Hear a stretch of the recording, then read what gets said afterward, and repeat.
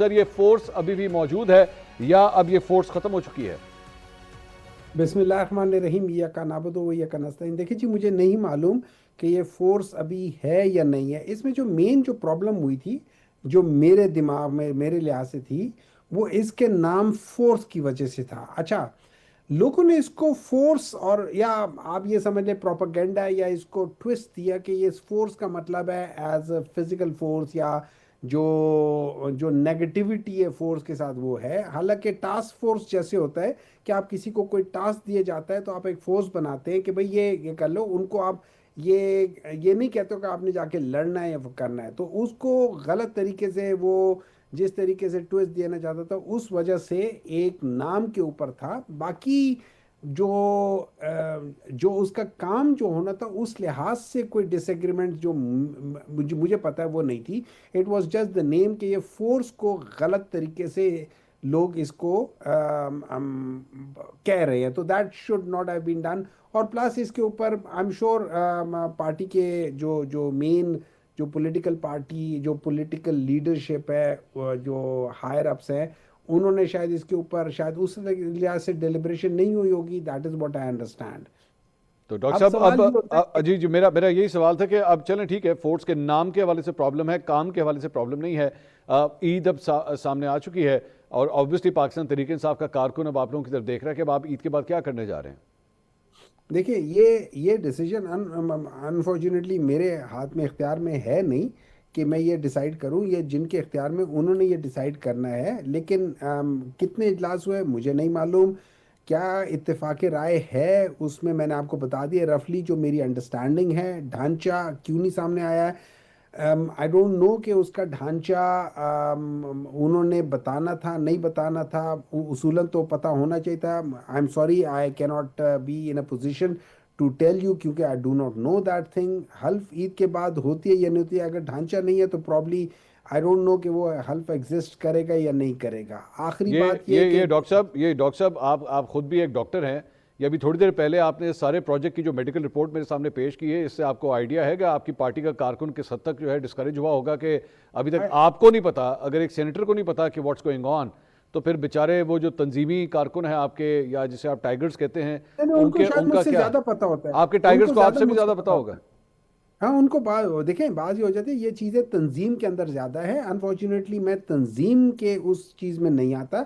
मैं एक टेक्नोक्रेट की हैसियत से हूँ, तो मेरे वो तंजीम के लिहाज से नहीं है। तो ये चीज़ें तंजीम के लेवल पे ज़्यादा पता होगी, मुझे नहीं मालूम है। लेकिन आखिरी चीज़ है, देखिए, पाकिस्तान तहरीक इंसाफ जो है ना, जो बिलीव करते हैं, और ये इमरान खान ने खुद कहा हुआ था कि उन्होंने कहा था कि मैं जब उनको जो डायरेक्टली इनडायरेक्टली जिस किस्म की वो ऑफर्स गई थी, उन्होंने कहा था कि I would like to get out of this jail through the courts, not without the court. इस तरह नहीं होगा। और ही रिफ्यूज्ड के मैं बल्कि आपका एक प्रोग्राम देख रहा था, अब आजकल पता भी नहीं चलता कि सच है झूठ है। आप बता रहे थे एक बहुत खतरनाक बात, वो इमरान खान साहब गए हुए थे और वो और मेरे ख्याल में एमबीएस जो थे वो गाड़ी में फिर रहे थे, और वो सारी चीज़ें वो सारा बता रहे थे कि क्या हुआ क्या नहीं हुआ। इस लिहाज से देखिए, बहुत सारी चीज़ें ऐसी होती हैं कि जिसके पीछे मुहर्रकात कुछ और होती हैं, वजूहात कुछ और होती हैं, और वो उसके डिसीजंस जो होते हैं ना, बेस्ड ऑन दोज थिंग्स ली जाती हैं। पाकिस्तान तहरीक इंसाफ को एक मुनज़्ज़म तरीके से डिसबैन किया जा रहा है। इसके लिए जितने पाकिस्तान के इदारे हर एक अपना हिस्सा प्ले कर रहे हैं, including the chief justice of Pakistan, जिसने वो निशान लिया। फिर उस निशान पे आपको भी पता है मुझे भी पता है कि पार्टी बैन नहीं होती, पार्टी एग्जिस्ट करती रहती है, सिर्फ निशान नहीं होता। लेकिन इलेक्शन कमीशन ने पार्टी को बैन कर दिया, उसको एज अ पार्टी नहीं शो किया, जिसकी बेसिस पे ठीक। हमारे जो रिजर्व सीट्स थी वो हमसे वैसे ले ली गई जैसे पाकिस्तान से कश्मीर ले लिया गया। सो वी आर ये एक्चुअली सारी डिवेटिंग फ्रॉम द डिबेट, लेकिन अब जहाँ पे आप इतने लोगों पे इल्जाम लगा रहे हैं, अपनों पे भी लगाएंगे कि आपके अपने अंदर भी ऐसे लोग हैं जो एक्चुअली इस पूरे फॉर्मूले का हिस्सा हैं। आई एम श्योर होंगे जी। देखिए, बात ये हो जाती है, यूट्यूब रोटर्स हर जगह होता है जी। अच्छा। मैं उसको नहीं कर सकता, लेकिन आई डोंट नो कौन है। ठीक है हो ठीक है। सकते हैं, लेकिन आई डोंट नो कौन है। आपको नहीं पता कौन है। हुज़ैफर रहमान साहब, ये सारा मामला जो है वो ये फरमा रहे हैं कि हमारे जो कारकुन हैं वो हमसे भी ज़्यादा नॉलेज रखते हैं, उनको ज़्यादा तंजीमी मामलात के हवाले से ज़्यादा नॉलेज होती है। लेकिन दो चार चीज़ें, एक तो इमरान खान साहब की मुलाकातें नहीं हो रही, कल दोबारा ईद से पहले मतलब आखिरी दिन है जुमेरात का, जिस दिन एक्चुअली उनकी मुलाकात होती है, क्या कोई लीनियंसी दिखाई जाएगी या ईद के ऊपर कोई लीनियंसी दिखाई जाएगी? आज मिशाल यूसुफजई साहिबा की जानिब से एक ट्वीट किया गया कि इमरान खान साहब के लिए और उनकी अहलिया के लिए ईद के कपड़े भिजवाए गए, वो भी लेने से इनकार कर दिया गया। ईद के मौके के ऊपर क्या हुकूमत की जानिब से कोई लीनियंसी दिखाई जाएगी?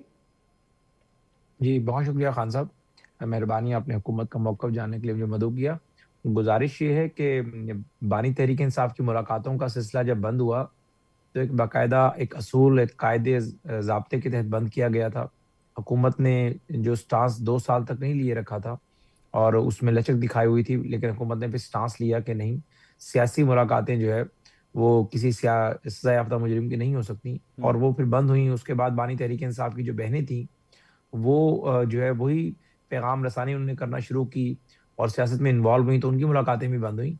एक तो ये है कि जब तक बानी तहरीक इंसाफ का कंडक्ट ठीक नहीं होता, मुलाकातों का सिलसिला तो बहाल नहीं होगा और सियासी मुलाकातें तो सवाल ही पैदा नहीं होता दोबारा हों। और जहाँ तक आपने बात ये की कि एक मिनट मिशा हुज़ैफा साहब, ये डिफाइन कीजिएगा, ये कंडक्ट ठीक नहीं होता, क्या मतलब कंडक्ट किस तरह ठीक होगा?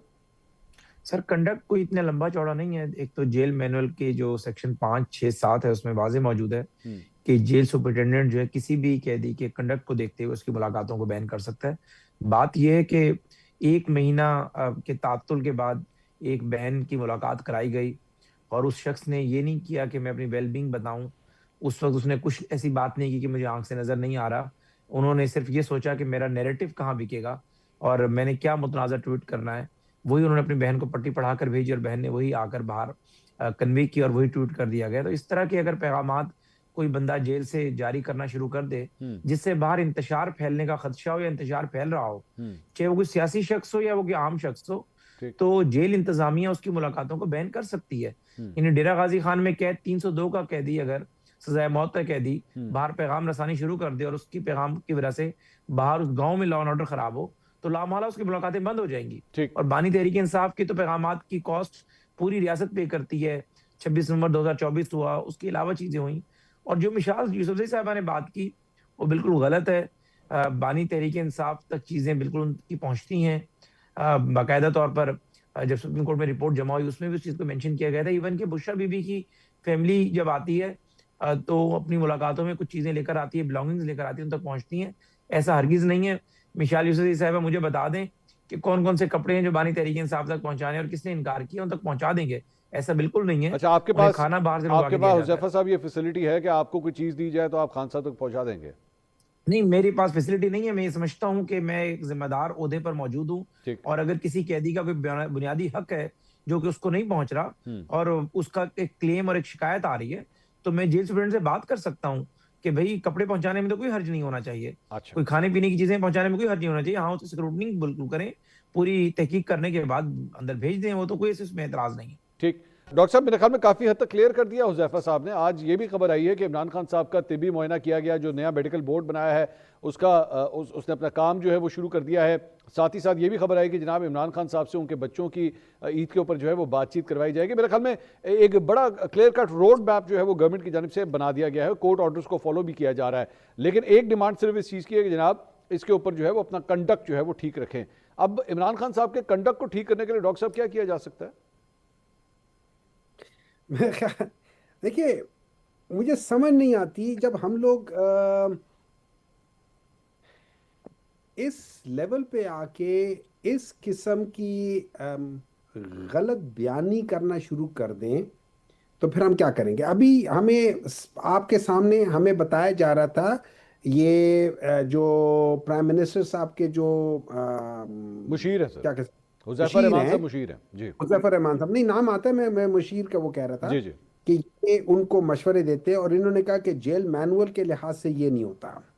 मुझे बता दें, जेल मैनुअल में लिखा हुआ है, मैं रूल 1795 बता देता हूँ कि अगर कोई इमरजेंसी होती है तो आपने उनकी फैमिली को पहले बताना होता है कि ये हो रहा है ठीक।